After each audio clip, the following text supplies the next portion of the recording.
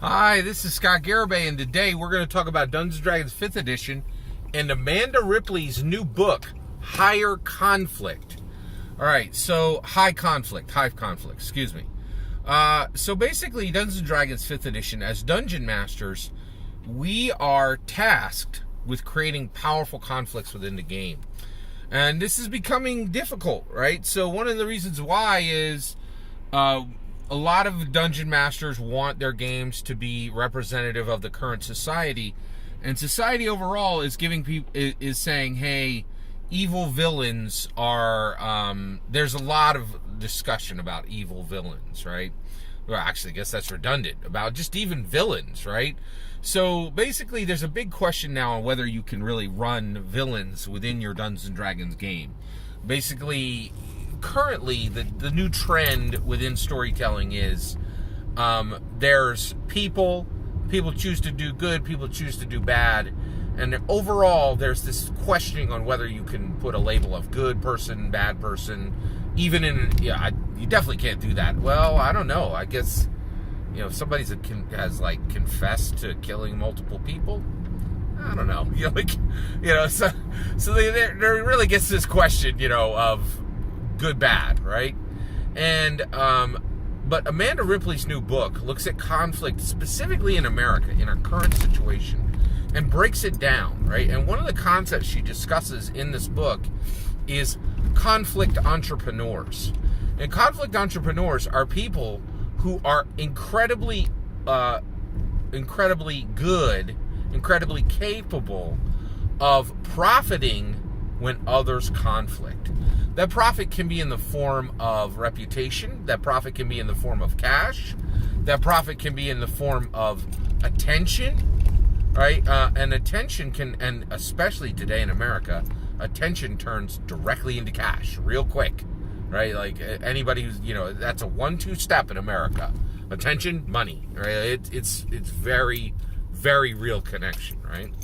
So I think there's a really interesting concept right now within Dungeons & Dragons, the ability to take this concept from Amanda Ripley's new book, High Conflict, and you could run it two ways. So one, you can create your villain, you create the villains of your Dungeons & Dragons and make them conflict entrepreneurs, right?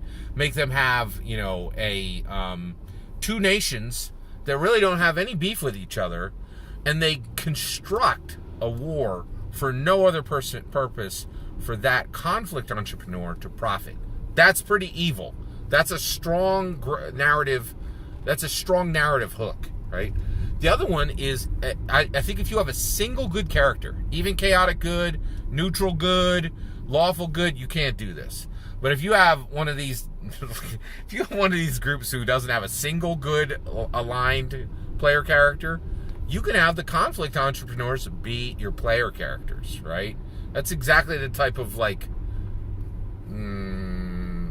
Tuesday, Thursday villainy, right? And then they're heroes on Monday, Wednesday, Friday. That kind of a player group can get away with. So I think that Amanda Ripley's book is really, really fascinating.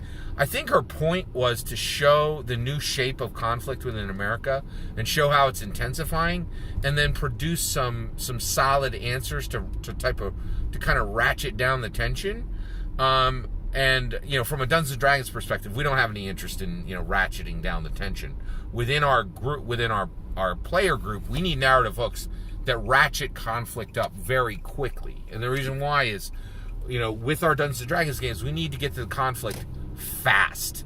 We need to show it in stark, sharp relief. And that's exactly what Amanda Ripley's High Conflict does. It shows you exactly what causes enhanced conflict, right? It's specifically in America today, but all the concepts that are there, I think, are easily ported over into a fantasy realm.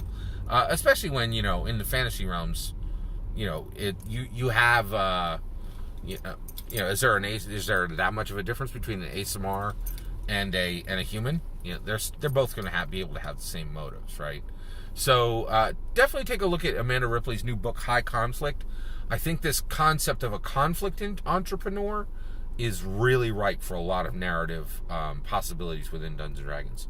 All that's my opinion. I'd love to hear your thoughts on specifically how to enhance and make the lines of difference, the lines of contrast on conflict sharper in our game so that we can get to the tension, get to the conflict faster in the game.